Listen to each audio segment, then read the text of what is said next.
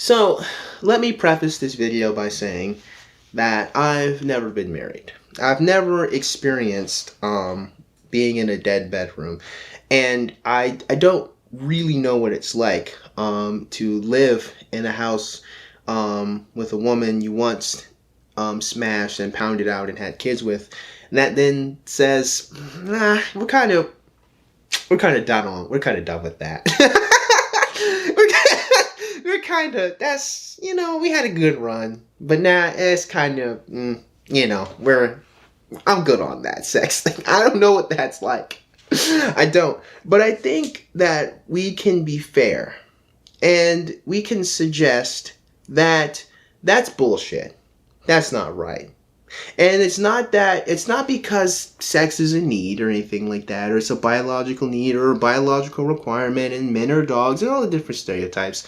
I can kind of tackle those stereotypes some other time and kind of articulate the foolishness of all of that. But it's just it's baked into what a marriage is. A marriage in principle, right? Throughout culturally, is that a male and a female forego every other sexual option to maintain a life with each other. Whether it's from the Christian Orthodox sacrament, or whether it is the secular legal understanding, right? The fact remains consistently culturally. One is locked into a long-term, as the vows suggest, lifetime commitment to only ever be with one person. And to just be frank, to deadlock a person after you vowed that you would be their final sexual partner, I'm just gonna be honest, that's some bullshit. Come on.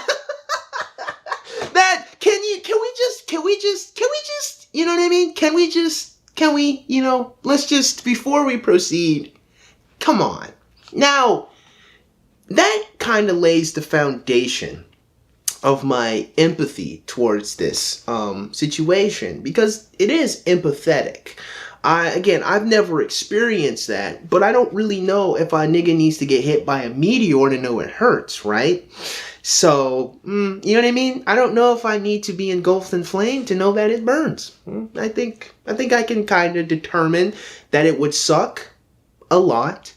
That if you had to watch someone you wish you could smash every day walk by you and you can't partake, that would suck. That would really suck, now wouldn't it? That would really suck. I mean, come on, right? Like, you know what I mean? So, with this understanding that we're operating with some degree of empathy, I want to tackle this video. Now, typically I go through videos point by point, mostly to give you guys the full understanding of what is to be discussed. But this video here is 15 minutes long, the original video I'm responding to, so I'm going to do my best to kind of grasp the main idea of the video and to kind of articulate my fuller thoughts based on what she's saying, and sprinkling in different points of view from her to kind of frame it. Because the title of the video is, to get it accurate, why he'd rather pay than beg. So now you understand why I laid out the foundation. And if you don't understand it, essentially this lady here is a former escort, or prostitute. We get a better understanding of those two concepts. And she has an entire channel, and I kind of want to revisit some other stuff she's had, where she kind of talks about things from her point of view as a former prostitute, and even as a woman that was married. She's an ex-wife. I think she has, I do think she's remarried. I don't know. I do think she's in a relationship currently, but I really think that's kind of neither here nor there. The point is that as an escort, she has experienced numerous married men in her vagina. That wasn't how I meant to frame that, but it is accurate. What I said was true. In my head, that's not how I meant to say it, but that it is accurate. She has experienced many married men. And in that, I believe that this video is her kind of discussing the topic as to why a male is more inclined to pay money to find an escort than he is to burn and lack thereof, I guess, so to speak. However, I have a huge problem with this. To be quite honest with you, now if you read the title of my video, which would be strange if you clicked on the video and you didn't read the title is Paying is Begging. And I'm going to be kind of dissertating why I think the concept of escorting and prostitution between both a male and a female, especially in regards to a married male, kind of sucks and is stupid and bad. And it kind of exploits both parties. But we'll get to it. So let's see if we can get a good framing of what she's about to dissertate, and then I will take it from there. Now that we understand where we're coming from. And where we're coming from, to summarize, is that as a married male, being deadlocked from sex and intimacy from your wife can push you into interacting with an escort. However, my rebuttal to that would be if you're pushed into operating into anything with the escort, I mean, it highlights your position of weakness greater, honestly, than anything else. And honestly, really doesn't solve any problem. It just creates more. Anyhow, she'll take us away. And today, we're going to talk about how escorts beat wives at their own game. Yeah, so maybe you might find that I have a little bit of a problem with just that line by itself. The framing in and of itself already implies that there is cheating going on here, or adultery going on. In principle, as she framed it, escorts beat wives. Do I have to explain English? I don't have to explain English, okay? So we all understand. That's how she's framed it. So again, this conversation isn't really about male's relation to sex as much as it is a husband's relation to his wife, and how escorts, to be honest with you, she doesn't frame it this way, but is the reality of this, they take advantage of that oversight of the wife in order to be paid money, which we'll get into. Anyway, I'll let her continue. Make wild assumptions about what escorts actually do. They picture this rare, hypersexual breed of woman who's insatiable, always in the mood, wild in bed, easily pleased, has zero boundaries, and it's a comforting fantasy. Now, in reality, an escort is really, more often than not, which, again, to be fair, there are some ladies who are, as the streets say, like that. But in reality, most of these women are not playing with the standard 52 card deck, if I can articulate that in the most respectful way. Which doesn't necessarily mean that they are borderlines or have histrionic personality disorder, but if we're going to be honest with you, they're not typically happy-go-lucky individuals that are there because they really just like getting smashed by random men they don't know who also happen to be married. Like, most people do debase prostitutes and escorts, and honestly, this is kind of a good reason to do so. I do think most of the vitriol is found in disgust, not really found in the moral reprehensible action of helping someone facilitate adultery, which again is how this is framed, by the way, which is I think a great reason to find disdain with prostitutes and escorts in that regard. However, I do think that, like, she has a good point in highlighting that in reality it isn't really so much that escorts just are really into having sex. They're a little bit more complex than that, but that complexity kind of really helps you understand them more. Doesn't really mean that that they should be prostitutes, if you understand what I'm saying. Escorts win because they're prepared, they're disciplined, they've trained themselves to be emotionally available, present, and grounded on command. Ain't that some bullshit? Not at a man's command, but at their own command. They know how to turn it on. And it's not magic, it's mastery. So one of the biggest, most undeniable reasons why escorts consistently beat wives at their own game is that they are willing to make a man their priority. Yeah, to get paid. See, the framework of this dichotomy, I'm not sure if I fully grasp what your purpose is. I grasp the thesis, but I don't know what you want us to do with the thesis. And to help you as the viewer understand, the thesis is essentially the main idea that you're trying to prove in a dissertation or in an essay or in a conversation or like an argument being made, right? It's like what do the multiple arguments and facts support to the main idea, right? So her thesis is that women who are escorts, they cater to men, or they are sought after by men because they make themselves, as she just said it outright, and she goes on to further, bolster this point. They make themselves emotionally and obviously sexually open and catering to males. The concern is that I don't know if her purpose here is to have a wife emulate the escort. I don't know if that is what she's leading us to here, because I'm gonna be honest with you, man, there's a lot of things that kind of need to be set in stone and set in place. And this dichotomy is what really is kind of really messing with me, is that the dichotomy is still revolving around a transaction. It's still revolving around an exchange here. But it's goofy because it implies that the wife has not obtained enough of an exchange to cater to her husband. But the escort's $500, $1,000, man, we'll say she's high end, $15,000 drop. That's enough of an exchange. That's enough to learn and master the art of catering and pleasuring. Well, another thing we also have to take into consideration, right? And again, this is why this dichotomy is kind of silly to me, because one, you have the comfort and the lack of investment or reciprocity continuing in a marriage, as opposed to an escort has a temporary, even if it's long term, she has a temporary time of investment. Again, whether it's a 15-hour date or whether it's a vacation in Cancun or whatever the flip, this is not a day-to-day boring comfort.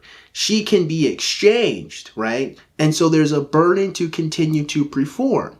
So when you create this dichotomy between one who no longer has the burden because she legally and sacramentally has the male forever until they die, versus an escort that must defend her existence and the male's life constantly. She must put forth an argument with her WAP that she needs to be here, or whether, there's a burden of performance that's placed here. That, to be honest with you, I don't know if this is the dichotomy to be made, because ultimately we still get to the conclusion, right, that this is something a male only receives in exchange. The wife is not fulfilling her part of the exchange. The escort is. If this be the case, it just brings me to asking, why do we keep pretending that a man is not enough for a woman? See?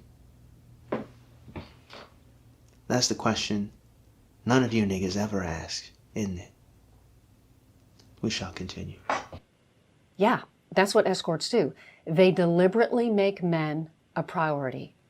And they're not ashamed of it. They don't feel demoralized or demeaned or enslaved. They don't feel less than. None of that shame-soaked, just modern feminist nonsense.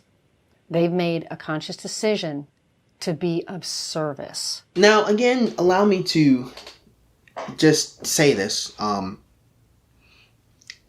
That's some real bullshit. Now, a woman just can't do that because she just loves you, bro. Like, that's just crazy to me. So, if she needs to come up off a check, she'll finally master the jutsu. She'll master the whole jutsu. Thought style. Male catering jutsu. Like, they can finally figure that out, right? They got all their hand seals for that one.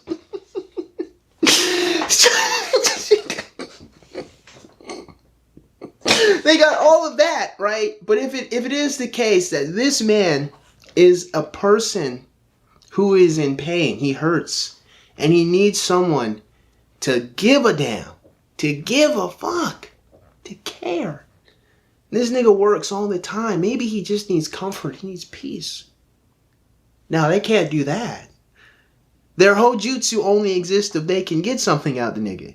But when they must sacrifice and give, an exchange is not possible. I do find it also very interesting that when it all comes down to it, fam, I don't even think I need to finish that statement.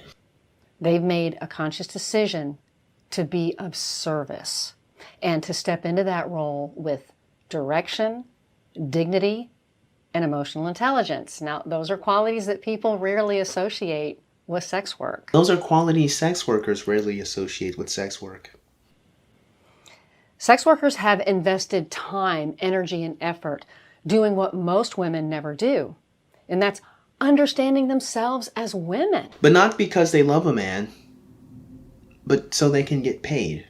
Again, the framework is it remains the same. It all remains the same, and it honestly doesn't really.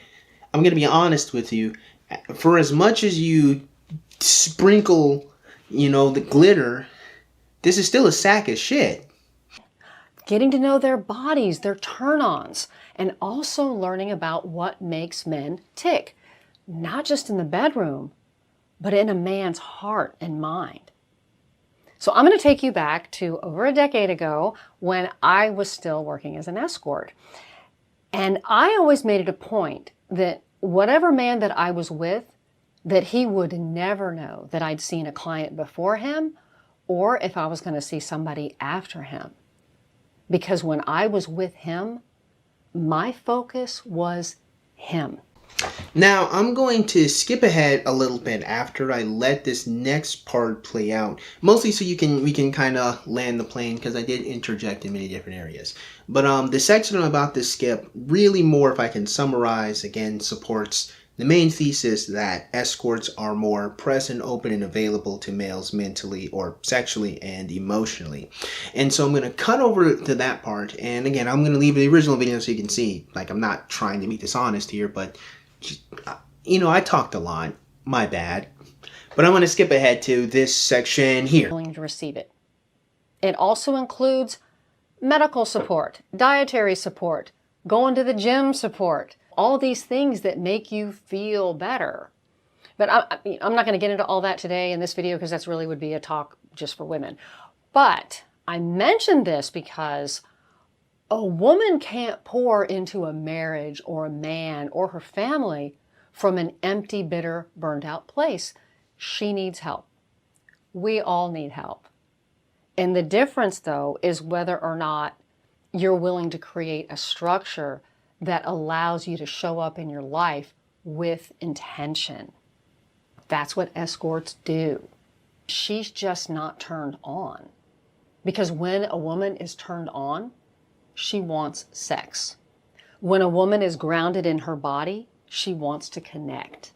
But when she's shut down, overstressed, feels just like disorganized all over the place, desire doesn't stand a chance. And wise women know this.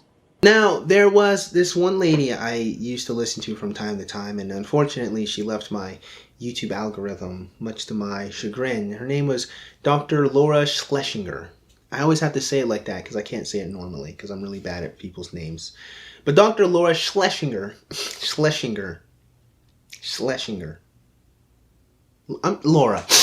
Laura made this point after someone sent an email to her about how she is a lady, about how she always felt like stressed out and just kind of in her head, and she just didn't want to have sex with her husband, and Dr. Laura said, I'm going to put it in the best way I remember to articulate it. She said, nigga, have sex to decompress as well. What are you doing? Why are you acting like this is some thing that you have to be prepared for, in the right mood, in the right head, and in your mind? Why are you doing this to yourself? Like, Decompress with your husband. Let go with your husband. Experience, like, use it to decompress as much as he's using it to decompress. Decompress with each other. Don't treat this like it's some reward or it's something that can only be done when everything is perfect and it all aligns correctly and you're in the correct mental headspace. Life doesn't work that way. Be present in your relationship and have fun with this person you chose to be with. She said it it was something like that. And so, with that type of observation, or that type of advice I seen from Miss Dr. Laura Schlesinger, I'm not with this one. I think there's some goofiness here that sex between men and women is something that can kind of only be done, right, after you've solved the Rubik's Cube, so to speak. I think that's nonsensical. I don't think life works that way, and I don't even think women really even operate that way realistically. I think, honestly, if you were to ask me, I think it's just an excuse because they don't actually like the men that they're with. I'm just going to be honest with you. That's just my observation. They don't love the men that they're with. They can't have sex for the man's sake because they know he needs it to decompress. There's no sense of love. There's no sense of obligation. There's no sense of care. There's no sense of mutuality here. Again, like, to even put it that way is to suggest that this is a sacrifice the woman is doing. That's silliness, right? This is your husband. This is the man that you chose to be with. You have to own that decision. You have to own that choice, you know? And it seems really silly to me that, again, the juxtaposition here is one of an escort, a woman who's made it her career choice, so to speak, to trade sexual reciprocity for financial gain. You would have to submit that the escort as well doesn't want to fucking be there. That's why you have to pay her to have sex. I mean, sure, granted, is it possible that some people really get a kick out of their job, really get a kick out of it, and really have fun with it? Granted, sure. But the reality of a capitalistic exchange of goods or an exchange for money for work is that you are not technically benefited by the labor you are performing. A cashier is not benefited by being a cashier.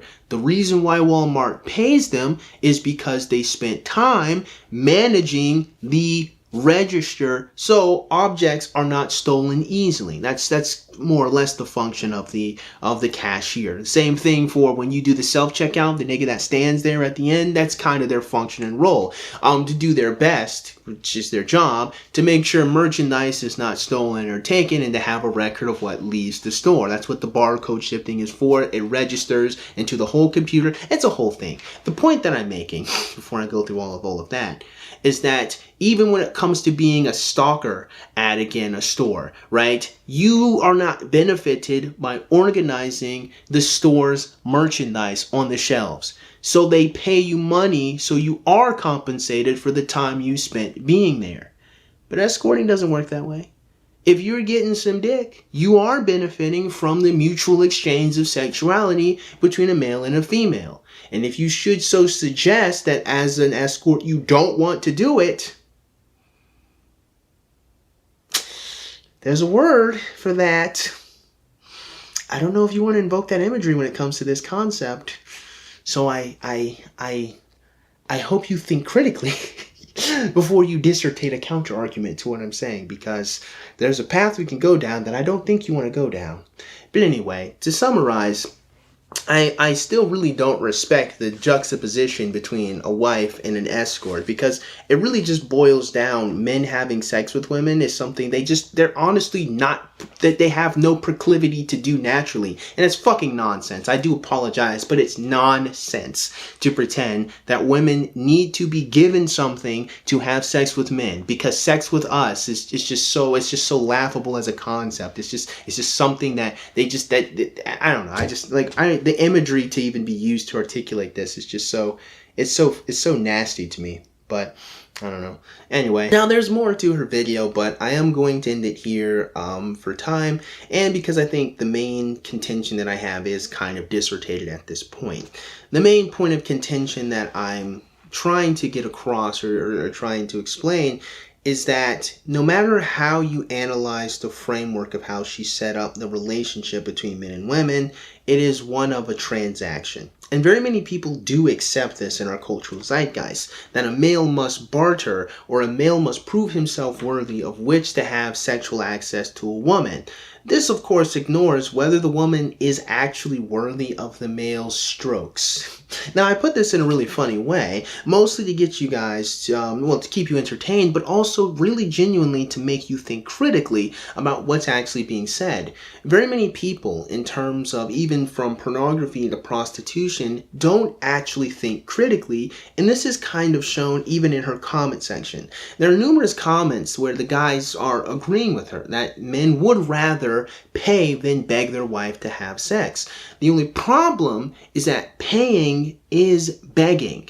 You are still in a lower position where you have to convince the woman, you have to get the woman to accept the proposition of sex with you. You're not valuing yourself as the end.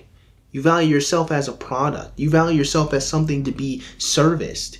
And to be honest with you, what makes prostitution kind of goofy in general is that it's actually a state of existence where two people exploit each other at the same time. And many people always think that villainous activity can only occur to a hero or to a victim and to a villain. But that's not really the case. The truth of the matter is, Skeletor can easily run the ones with Mum Ra, right? You could have two bad people doing bad things to each other. No one is really a clear victim. Both people are trying to hurt one another.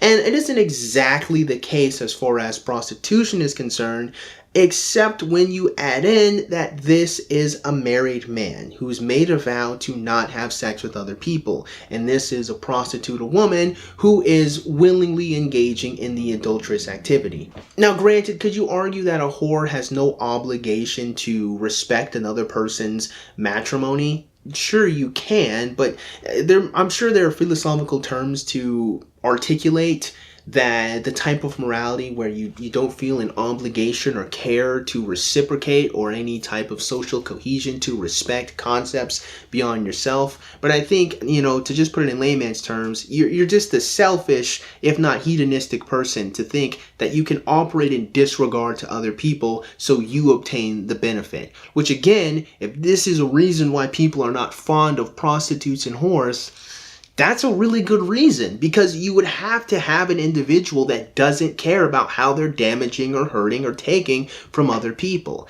And that's the thing. I see a lot of people, again, accept that sex and sexuality is a laissez-faire activity of which is just done. Many people think simply, well, I can give money for things and I can have sex, so why can't I give money to have sex? Except sex isn't that simple. It's far more complex than that. And rules, laws, regulations as far as marriage and, how we govern the type of people who are the result of sex, which is a fundamental function of sex beyond your pleasure, goes beyond a simple exchange. Numerous questions get asked in this that, again, numerous people don't think critically about. And it's shown in the comment section, because even when accepting that there's something different about paying a woman versus begging a woman, is that you're not. You're still trying to exchange something. The man who begs the woman as a husband begs for the woman to continue to return the investment of him having the house, having a job, buying groceries, protecting her, and all the likes and all the responsibilities that comes with being a husband. It's just that the woman isn't returning her part of the thing. You're begging because she's not giving.